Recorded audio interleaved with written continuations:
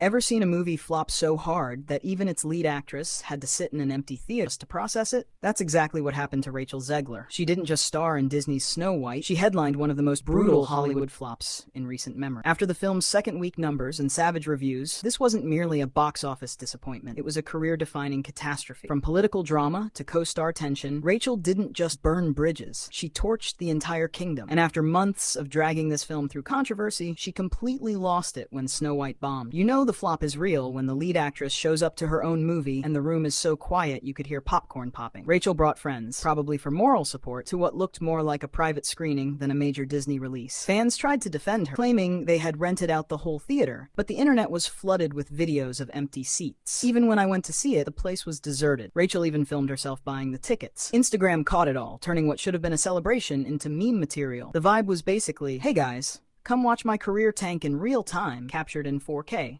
Tried to act like she was in on the joke to cool the backlash, but it only made everything more laughable. Now let's talk numbers, as they're painful. Snow White reportedly cost Disney around $370 million to produce and market, nearly $400 million spent to rebrand a beloved classic into a modern morality tale. And for that massive investment, a $43 million opening followed by audience walkouts. Even Dumbo outperformed this, and that elephant literally flew away from theaters. By its second weekend, Snow White suffered a brutal 66% drop, earning just $14.2 million.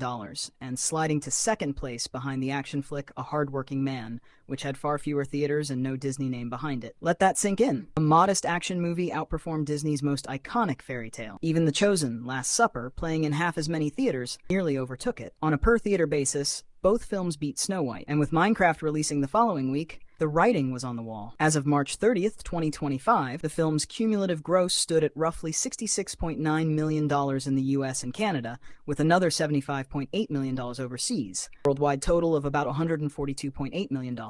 Breaking even was never in the cards. Analysts predict losses exceeding $100 million. To make matters worse, the movie's IMDb score plunged to as low as 1.5 out of 10 at one point. That's not just bad. That's, should we erase this from history? Bad. This from the same studio that turned the Lion King remake into a billion-dollar hit. With Snow White, entire theaters were empty. People posted seat maps showing more blue than the ocean. The irony? Before the premiere, Rachel confidently declared that people would wait in line to see her movies. Well, they waited all right, to buy tickets to anything but Snow White. Real problem? Rachel didn't just act in the movie, she talked it into the ground. She called the 1937 original weird, mocked the prince as a creep, and claimed the story needed fixing. Sure, the classic is 85 years old and dated, but those comments enraged Disney diehards who grew up with the original. And she doubled down, telling entire political groups not to watch the film. Bro, you're the lead in a family-friendly movie, not running a political campaign. Never mind that she basically told half the country, "I don't need your business." Apparently, they listened. And then came the co-star drama. Tension reportedly grew between Rachel and Gal Gadot, forcing Disney to beef up Gadot's security after a flood of threats following Rachel's posts. Things got worse when Rachel made an offhand remark about Gal being a pageant queen, then completely skipped her in a sentimental Instagram thank you to the cast. Coincidence or shade? You decide. By now, Disney's PR team was putting out fires full-time. They even brought in a social media guru to manage Rachel's posts. That was like trying to manage a storm. She had already gone viral for bashing the original, insulting fans, and dragging her own movie through endless controversy. It was so bad that the producer reportedly flew out for a one-on-one intervention. Even Spielberg is said to have raised an eyebrow at the chaos. Eventually, Rachel issued an apology so uncharacteristic it might as well have carried Mickey Mouse's signature. But fans weren't buying it. Damage was done. Hollywood seemed to take notice too. Rumors swirled that she was set to voice a character in Toy Story 5. Cut.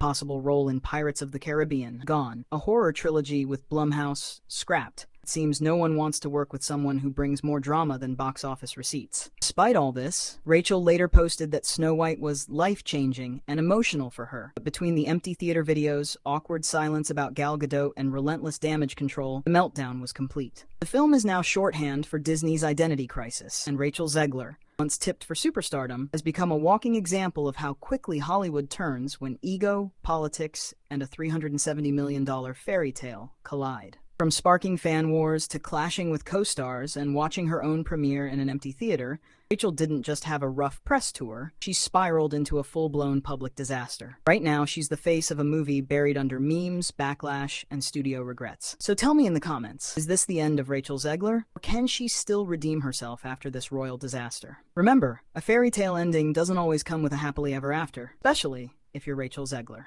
Peace.